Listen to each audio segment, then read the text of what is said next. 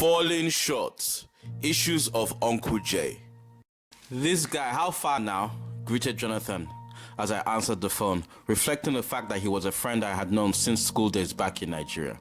Nothing much, I'm just chilling, I answered. Sorry I didn't get back to you when you told the twins to get me to call you. Bruv, that was 3 months ago. I know, no vex. Me vex? Listen, you know our friendship is low maintenance. Still, you're my only real friend. Really? So how do you treat your lesser friends? What do you mean?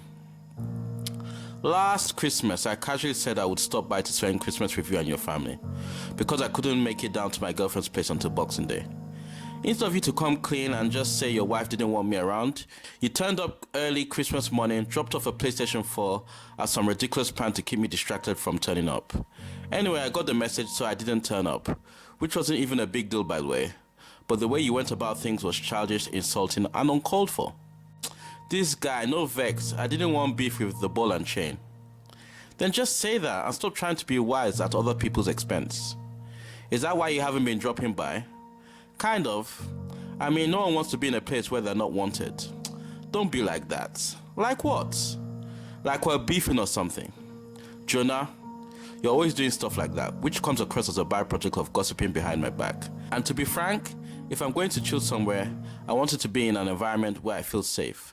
And as much as I love and I'm there for you when you need me, I don't feel safe around you. Okay, waiting you want make I do. To be honest, I don't know, but I'll know it when you do it. Episode 5, Friends. Poem for a friend. She's one in a million, a very special person. Bright, beautiful and smart, an angel in my eyes, right from the very start. Fate may seem cruel by putting me in the arm of another, but angel, remember one thing, girlfriends come and go, but true love and friendship last forever. What is a friend? The most popular definition is a person attached to another by feelings of affection or personal regard. Often enough, friendships are categorized under headings like close friends, inner circle, acquaintance, and even family, despite no blood being involved. This fact alone displays the complexity and fragility of friendship. If you hold on too tight, it will die. If you hold on too loosely, it will die. And in a lot of cases, if you don't let it take its natural course, it might not die, but it will definitely have its purpose abused. Some friendships are long-lasting, some friendships are temporary, some friendships require no effort, and some require a lot of effort. I'm naturally a very outgoing person, an extrovert if you will. And if I'm not the life of the party, I'm definitely contributing to it in some way, even if my intention is to be invisible or unnoticed. Ironically, my mother once thought I had social issues when I was about 5, but the truth is she neglected my needs as a child so much that even then, she had no clue or put in any real effort to provide what I required to blossom. Plus, from a very young age, I was pretty content being by myself as well as being in the company of others. When I hear the term friendship, the image that springs to mind is that scene in the movie where two friends are trying to escape some kind of danger, and the injured one of the two turns to the friend helping him and says, "Leave me, save yourself," to which the healthy friend responds, "I'll never leave you," and then proceeds to help the friend with even more determination until they both escape or die, depending if the film is envisioned by Hallmark or Tarantino. Have I experienced this type of friendship? If I have, I probably didn't give it a chance to blossom or materialize, as I have thrown away good friends in the past because of my own issues. What I can say definitively is that I've had many people accompany me in scenarios, situations, and on adventures who I would like to have considered as friends. My first friend was a boy named Sam, who was a blonde-haired, blue-eyed boy in the same class as me in our first year of infant school. His dad was obsessed with trains. Seeing as our friendship spanned from the age of 5 to 7 years of age, it was somewhat simple and straightforward. Got on and we played. There was also a lot of mutual respect, as I don't remember us ever being at odds with each other in any way, which I guess isn't that much of an accomplishment considering our age. Years later at 16, when I returned to London after being away for 9 years, I was pretty sure I saw him from a distance. But apart from that, the last time we properly interacted was at the age of 7. The second earliest friend of true significance, believe it or not, was my cousin Rotimi Finney. Many people will say family members kind of don't count as friends, but during the Christmas of '87, me and my cousin connected as two boys who were the same age. In that Christmas, he had even surpassed Sam in terms of his worth to me. After that holiday, it was downhill, as he became the minion of his older brother Bolaji, who had great pleasure in tormenting me. Till this day, I hold on to the idea of Rotimi being my friend, but the truth is he stopped being my friend after the Christmas of '87. Even now, I can see that if he could, he would torment me the way he tormented me from the age of 7 to 15. Then there was Leia Abudu, who was the first friend I made when I began schooling in Nigeria. We actually both got whooped together when we both met because we were talking about Transformers during our lessons on nouns. We kind of lost touch with each other after primary 2, simply because we ended up in different classes. David OK was a fun friend I had from primary 2 to 6. We used to play rough and share a love for all things Bruce Lee and Nintendo. We often used to fly kick each other from behind. Don't ask me why, we were kids. Koyojo was probably the first fleshed out friendship I had. We met in primary 3 and we actually didn't get along. He was rude and I constantly had to hold back the urge of giving him a beatdown. But we became best friends, sharing lunches and being at parties and just hanging out. He went off to secondary school in primary 5 while I was made to stay on until primary 6. I remember trying to replace him during the last year of primary school, but it wasn't happening. One of the most painful moments growing up is at 15 having Rotimi tell me that he bumped into Koyojo, which at first filled me with so much joy, as I had not even thought about him since I was 11, before he went on to tell me that Koyojo was now way too cool to be my friend. Those words hit me so hard that I literally couldn't hold back the tears of greater anguish, because that was more pain to a time that was already filled with so much hurt. In my 30s, Koyojo added me on Facebook and sent me a message indicating he liked the man he heard I had become. He has a wife, 2 kids, and seems to be doing very well for himself. While living with my uncle, I would be sent to spend school breaks with my mother. Next door was where Felix Obuanu lived. We were good friends, and he and another boy, who was also called Felix, had a 3 musketeer thing going. My friendship with Felix was one of those friendships that if I didn't have as many issues as I had growing up, maybe we might have been a lot closer than we are today. But my issues, both our insecurities, his betrayals, and even disregard for me too many times means that now he's kind of someone I used to know.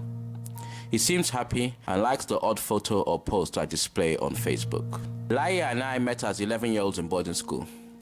He was having a hard time adjusting, but because of my opportunity to mentally prepare myself through the experiences of my cousins before me, I was a little more adept to things and in turn helped him out. For a while we were best friends, but his struggles with boarding school made him somewhat clingy, and I wasn't mature enough to deal with that like a good friend. We were cool, but for a while he resented me. Chidozie Ugochukwu was a good friend thrust upon me by his mother in the middle of our first year in secondary school because I lived nearby him. He was unhappy about being in boarding school, which led to a lot of crying. Not just any crying, but loud, snot-filled crying. Some of our classmates confused his shameless crying as a weakness, and soon found out that when one messed with Chidozie, he became a raging Hulk with devastating WWE-like skills. After about 2 or 3 victims, people backed off, and he began to settle into boarding school life. Chidozie was a good friend, but his frat boy sense of humor didn't agree with me at times. We both bonded over our love for cartoons and video games, so much so I kind of ignored the fact that he showed signs of potentially one day growing up to be a psychopath, in the form of a desire to torture puppies. The last time I checked, he became a well-adjusted man who is doing well for himself. Tayo Adewale was my best friend during my last academic year in Nigeria. He was calm, kind, patient, understanding, and we had a lot of fun together. We reunited at a friend's wedding when I was 32, but I chose not to keep contact because my life was a mess. Which saddens me, because thinking back, he probably feels like I wanted nothing to do with him. Ajibola Ige was a good friend from boarding school who wanted to be a lawyer. I think he realized his dream. Should check on Facebook. Anyway, he was a good friend who I could talk to about anything. Jide Makoye was also a good friend that I bonded with in my last school year in Nigeria. We bonded over the fact that we were both horny teenagers. Apparently, he missed his school finals because he broke his leg trying to sneak into the girls' dormitory. Years later, I went on a date with a woman who is a friend of his and referred to him as now a very wise and sensitive man. Abe, the younger brother of one of Bolaji's friends, who I was close with for most of our first year of secondary school, and we remained friends right until I left Nigeria. I remember him being like a wise old man trapped in the body of a then 10-year-old boy. Tope Badamosi, who we called me Joe, a play on midget due to his height, was a very close friend throughout school. He was at times moody, but all in all very reliable and a general laugh. Kayode Erogbogbo was a unique friend who was loud, proud and horny. I kind of hated him, but he was actually a lot of fun to be around. He left after a second year of secondary school, and apparently he calmed down as he approached his later teen years. Tokwe Oshodi as a child was the most confident boy I had ever met. He was very agile, fearless, and academically gifted. We went to boarding school together and reconnected when he came to study in London. We actually have a lot of fun when we're together, but we're not that close because generally he thinks I'm an underachiever, based on my untraditional approach to life, which against many people's definition of success, he's probably right. Oshodi is married with 2 kids and is doing very well for himself. Jonathan Anegbe, aka Jonah, is one of those friends I've had since I was 12, who is a lot of fun, but isn't very reliable and doesn't really have your back. Now he's a great dad to 5 beautiful daughters. Samuel Umberu I met in boarding school, which in itself was a hilarious experience, as he was this mixed-race boy with a thick Igbo accent. Growing up, he was a bit of a douche, but now I absolutely love the guy because he's such a genuine and fun-loving person. I imagine he's a great father to his 2 sons, as he is very family-orientated. Sadly, like with Tyra, I've kind of kept my distance because my life is somewhat of a mess, which is kind of ridiculous because Samuel would accept me as I am regardless. He is a Jonah 2.0 because he's just as fun and he has your back. Cliff was a British-Italian boy who I hung out at the school I attended when I moved back to London. He was a friend in the sense that he kept me company, but other than that, he really was a big source of discouragement. I remember not beating him to a pulp because I wanted to use my move back to London to start a fresh, new, positive chapter, which based on how my life was as a whole, I might as well have roughed him up a little bit. Lord knows he needed it. Jermaine I met when I worked at Tesco's as a student. We bonded over all things geeky, video games, movies, comics, and so on. We even did a podcast together for a while, before it was popular to do podcasts. We kind of lost touch after university, mainly because he was a spoiled mama's boy type, who was a little OCD about his things. Jimmy Bevel was a friend I made in my early 20s. Jimmy was a sincere Christian and did all he knew in regards to being a good friend for me during a very difficult time. Even though we drifted apart because I wasn't spiritual enough in his eyes, I couldn't help but think if I had/was more together, we might still be good friends today. Azuka Oyem, I met at 16. When I began schooling in London again. And since then I have known him as a nice, humble and talented person with a pure heart. So much so I wouldn't be surprised if he was an angel in disguise. He is without the shadow of a doubt my best friend to date. Don't get me wrong, he's not without his faults like the rest of us, but he is a constant human reminder that as a person, I could do better. The state of my interaction with people in general has been a big indicator of how much I was damaged by the abuse and neglect I encountered while growing up, particularly with regards to being able to attain and maintain friendships in the past. So with regards to making friends, where am I at the moment? Well, first of all, I've embraced the truth that while you can't control what other people do, you can't control what you do. Secondly, I embrace the fact that walking in love is the foundation of honoring God through the only way, which is Jesus Christ. Thirdly, I take note of Proverbs 18 verse 24, which says, "A man that has friends shows himself friendly."